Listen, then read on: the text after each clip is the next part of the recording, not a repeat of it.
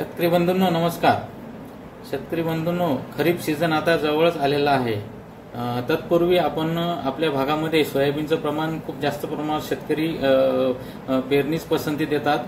त्या अनुषंगाने आज आपण सोयाबीन लागवड तंत्रज्ञान किंवा सोयाबीन पेरणीचं तंत्रज्ञान कशा पद्धतीने आपण आपल्या शेतामध्ये लागवड तंत्रज्ञान सोयाबीनचं वापरू शकतो त्याबद्दल आज आपण सखोल मार्गदर्शन या व्हिडिओच्या माध्यमातून करत आहोत। शेतकरी बंधूंनो, सोयाबीन लागवड तंत्रामध्ये सर्वप्रथम सोयाबीनचं साठी हवामान महत्त्वाचं असतं। त्यानंतर जमीन कशी पाहिजे, त्याच्यामध्ये किती बियाणं टाकलं पाहिजे, त्या बियाणाला बीज प्रक्रिया केली पाहिजे का नाही केली पाहिजे, याच्यासाठी एक अत्यंत महत्त्वाचा विषय बीज प्रक्रिया केली पाहिजे। त्यानंतर सोयाबीनचं योग्य अंतर, योग्य वाण आणि उगवण क्षमता कशी वाढवावी बियाण्याची, याचं सुद्धा महत्त्वाचं माहिती आज या व्हिडिओच्या माध्यमातून आपण घेणार आहोत। त्यानंतर सोयाबीन पेरल्यानंतर त्याची आंतरमशागत कशी केली पाहिजे आणि तणनाशक कोणते वापरले पाहिजे, केव्हा वापरले पाहिजे आणि त्याचं खत व्यवस्थापन कशा पद्धतीनं केलं गेलं पाहिजे, या विषयाची आज पूर्ण इत्थंभूत माहिती आपण सोयाबीन लागवड तंत्रज्ञानामध्ये घेणार आहोत। तत्पूर्वी शेतकरी बंधूंनो, आपण श्री बसवेश्वर शेती पॅटर्न या यूट्यूब चॅनेलला नवीन असाल तर कृपया आपण या यूट्यूब चॅनलला लाईक करा, शेअर करा आणि सबस्क्राईब करा आणि बेल आयकॉनला क्लिक करा, म्हणजे मी जे नवीन व्हिडिओ अपलोड करत असतो ते आपल्यापर्यंत ताबडतोब येत जातील आणि ते आपण पाहण्यास आपल्याला जेव्हा वेळ असेल तेव्हा आपण पाहू शकता।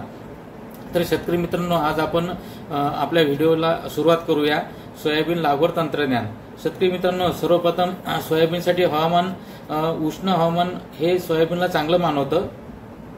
म्हणजे उष्ण हवामान म्हणजे 18 ते 25 अंश डिग्री सेल्सिअस पर्यंतचं जर हवामान असलं तर सोयाबीनसाठी अति महत्त्वाचं हवामान असतं।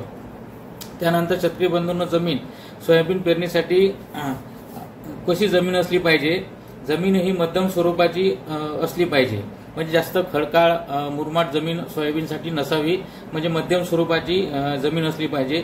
जमीन पाण्याचा निचरा होणारी असली पाहिजे। उत्तम सेंद्रिय पदार्थ त्याच्यामध्ये उपलब्ध असले पाहिजे।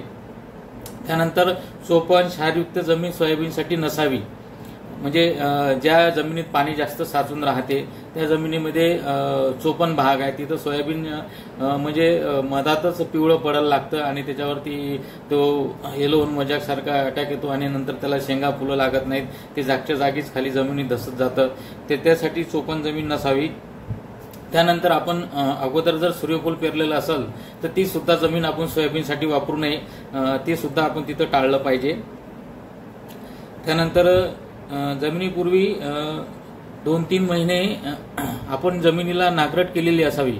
म्हणजे काय करतो आपण, एकदम जे रब्बीची पिकं असतात, उन्हाळी पिकं असतात ते आपण घेतो आणि वखरवाई नांगरटे करतो, म्हणजे मेच्या शेवटी किंवा जूनच्या पहिल्या आठवड्यात लगेच पाऊस पडला की पेरतो। तसं न करता कमीत कमी पेरणीच्या अगोदर 2-2.5-3 महिने ती नांगरटे केलेली जमीन असावी आपल्या सोयाबीन पेरणीसाठी। हे आवश्यक एक मुद्दा हा आपण लक्षात ठेवला गेला पाहिजे। त्यानंतर जमिनीचा सामू हा 6.5 ते 7.5 पर्यंत असला गेला पाहिजे सामू जमिनीचा। त्यानंतर एकदम हलक्या आणि एकदम मुरमाड जमीन सुद्धा आपण ते पेरू नये, हे तर आपण पहिले सांगितलंय तुम्हाला। त्यानंतर शेतकरी बंधूंनो, पेरणी करताना आपण जूनच्या एक तर सुरुवातीला काय करायला पाहिजे की जेव्हा पाणी चांगला पाऊसमान आपल्याकडे पर्जन्यमान झाले असेल, म्हणजे जमिनीत चांगला ओलावा असेल, म्हणजे 100 मिलीमीटर पाणी जवळपास 75 ते 100 मिलीमीटर पाऊस जेव्हा पडतो आपल्या भागामध्ये तेव्हा जमिनीत चांगला ओलावा निर्माण होईल, त्यानंतरच सोयाबीनची पेरणी गेली पाहिजे। हे एक मुद्दा चांगला आपल्या लक्षात ठेवण्याजोगा आहे। नाहीतर काय होईल की आपण जेव्हा एकदम एखादा पाऊस आला एकदम पेरणी केली नंतर खरपाट पडली तर निश्चितच त्याच्यामध्ये आपलं तिथं बियाण्याचं नुकसान होऊन जाईल, म्हणजे बियाणं तर उगवून येईल पण नंतर पाऊस नाही आल्यानंतर ते पूर्ण वाळून जाईल। त्यासाठी जमिनीत चांगला ओलावा म्हणजे 75 ते 100 मिलीमीटर पाऊस आपल्या भागामध्ये आपल्या एरियामध्ये पडला गेला पाहिजे, तेव्हाच त्याची आपण पेरणी केली पाहिजे। त्यानंतर शेतकरी बंधूंनो, सोयाबीनचं अंतर किती असलं पाहिजे। आता सर्वसाधारण आपल्याकडे 18च्या टिपण्या आहेत, 20च्या टिपण्या आहेत, 22च्या आहेत, 24च्या आहेत, पण ठळक मानाने जर विचार केला आपण तर 45 बाय 5 सेंटीमीटरवर पेरणी केली पाहिजे. पेरणी करताना बियाणं हे 3.5 ते 5 सेंटीमीटर खोल गेलं पाहिजे. त्याच्यापेक्षा जास्त जर खोल गेलं तर निश्चित ते धापून जाईल आणि त्याची उगवण होणार नाही. त्यासाठी तेवढं आपण पेरणी करताना निश्चित लक्षात ठेवलं पाहिजे. आणि ते आपल्याकडे बऱ्याच जणांना माहिती आहे, त्यामुळे हा मुद्दा काही विशेष सांगासारखा नाही आहे. तरी पण एक सांगताना हा मुद्दा आपण सांगितला गेला पाहिजे. जे नवीन शेतकरी, नवीन पिढी जे आपल्या शेतीमध्ये उतरले त्यांच्यासाठी महत्त्वाचं राहील.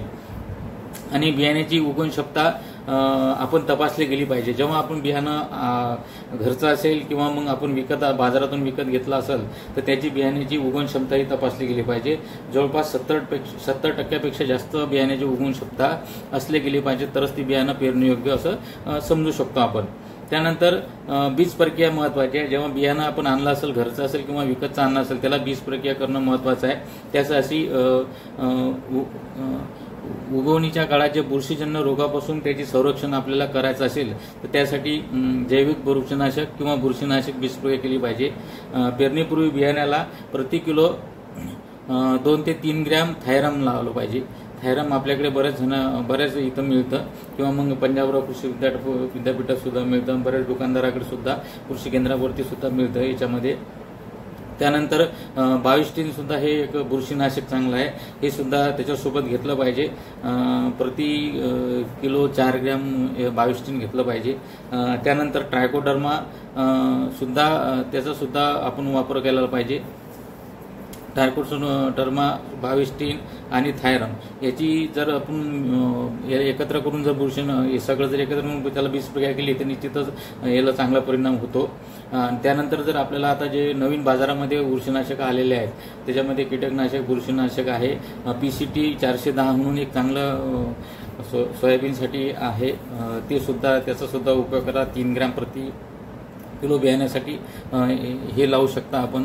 त्यानंतर झेलोर आहेत, त्यानंतर स्लेअर प्रो येतं, असे बरेचसे आहेत. पण त्यासोबत बुरशीनाशक लावणं अति महत्त्वाचं आहे. त्याचं कॉम्बिनेशन पण आता येऊन राहिलेत बऱ्याच कंपन्यांचे, ते सुद्धा आपण मार्केटमध्ये जाऊन त्याची सुद्धा योग्य पाहणी करून ते सुद्धा घेतलं तर लावलं तरी चालेल. त्यानंतर शेतकरी बंधूंनो, सोयाबीन खत व्यवस्थापन अति महत्त्वाचं आहे. जेव्हा आता बियाणं घेतलं, बुरशीनाशक लावलं, पण जेव्हा वेळ येते पेरणीची तेव्हा खतं कोणतं द्यायला पाहिजे. प्रति एकर जर आपण विचार केला तर 12 किलो नत्र दिलं पाहिजे, 30 किलो स्फुरद दिलं पाहिजे आणि त्यानंतर DAP 50 ते 60 किलो हे एकत्र करून पहिल्या डोजमध्येच हे पूर्ण द्यावे. जर पेरणीच्या अगोदर जेव्हा एक 15-20 दिवस आधी जर तुम्हाला सिंगल सुपर फॉस्फेट जर फेकायचं असलं जमिनीत तर ते सुद्धा एकरी 100 किलोच्या हिशोबाने आपण फेकू शकता. त्याच्यासोबत आपल्याला एक सल्फर 10 किलो, 8 ते 10 किलो सल्फर किंवा जर WDG मध्ये जर पावडर फॉर्ममध्ये मिळत असेल तर ते सुद्धा आपण 1 किलो घेऊ शकता. त्याच्यासोबत ह्युमिक 5 किलो घेऊ शकता. या पद्धतीने जर आपण खताचा डोस दिला प्रति एकरला तर निश्चितच हा चांगला डोस होतो. त्यानंतर डोस द्यायचं काही गरज नाही, कारण की सोयाबीनच्या मुळावर नत्राच्या गाठी असतात, ते हवेतलं नत्र शोषून घेतं. त्याच्यामुळे त्याला नत्राची काही जास्त गरज नसते, त्यामुळे नत्र नाही दिलं तरी समोर चालतं. त्यानंतर शेतकरी मित्रांनो, आपण ज्या जमिनीत पालाशाचे प्रमाण कमी असेल, आता जर एखाद्या शेतकऱ्यांनी आपल्याकडे शेतकऱ्यांची जमिनीची तपासणी केलेली असेल, त्याचा जर डाटा जर आपल्याकडे असेल तर त्याच्यामध्ये जर आपल्या जमिनीत काय कमतरता आहे, उदाहरणार्थ जर पोटॅशची पालाची कमतरता असेल तर निश्चितच आपण तो सुद्धा जर देऊ शकला तर फारच चांगलं. किंवा मग 12-32-16 किंवा 14-35-14 ही 2 खते जर मिळाली तर ही देऊ शकता आपण. जर DAPच्या ऐवजी ही जर मिळाली तर जिथं पालाचं प्रमाण कमी आहे तिथं हे निश्चितच याचा वापर आपण करू शकता शेतकरी मित्रांनो. त्यानंतर जे सल्फर मी सांगितलंच तुम्हाला, त्यानंतर ह्युमिक सुद्धा सांगितलेलंच आहे, हे सुद्धा याचं आपण देऊ शकता. त्याचबरोबर जेव्हा आपल्याकडे जर जनावरं असतील किंवा आपण जर विकत घेऊ शकला तर शेणखताच्या 8 ते 10 गाड्या पेरणीच्या अगोदर उन्हाळ्यामध्ये जेव्हा उपयोग करतो त्यावेळेस टाकलं तर निश्चितच ती सुद्धा चांगल्या प्रमाणात आपल्या जमिनीसाठी पूरक राहील. आणि जे पीक येईल ते चांगल्या पद्धतीनं रोगराई सुद्धा कमी येते. शेणखत जर तुम्ही टाकलं तर निश्चितच त्याचा उपयोग करू शकला तर फारच चांगली गोष्ट आहे. त्यानंतर शेतकरी मित्रांनो, जेव्हा आता पाणी व्यवस्थापनाचा विषय येतो, जेव्हा पेरणी झाल्यानंतर पाणी व्यवस्थापन, म्हणजे एखाद्या वेळेस काय होतं की पेरणी झाल्यानंतर आपल्याकडे एक खंड पडतो, त्या खंडामध्ये जर एखादं पाणी देऊ शकला तर आपण एक ओलिताचं, तर निश्चितच तेव्हा आपल्याला ते जे सोयाबीनचं उत्पन्न आहे त्याच्यामध्ये चांगली भर पडेल आणि उत्पन्न सुद्धा कमी होणार नाही शेतकरी मित्रांनो. त्यानंतर शेतकरी मित्रांनो, आता बरेच शेतकरी काय करतात, सोयाबीनमध्ये आंतरपीक म्हणून बरेचशा पिकं घेतात, पण त्यासाठी कोणती पिकं घेतली पाहिजे त्याची सुद्धा माहिती आपण आज पाहणार आहोत. तर शेतकरी मित्रांनो, सोयाबीनमध्ये जर आंतरपीक घेत असं आपण तूर प्लस सोयाबीन म्हणजे एकाच दोन, म्हणजे तुरीचं एक तास आणि सोयाबीनचे 2 तास, असे 2 किंवा 3, कोणी 2 टीप नाही टाकतं आपल्याकडे, म्हणजे 3 आणि 3 6 तास सुद्धा टाकतं. परंतु असं एकाच 2 जर प्रमाण होतं, एकाच 6 जरी केलं तरी चालते, पण आपल्या पद्धतीने करा.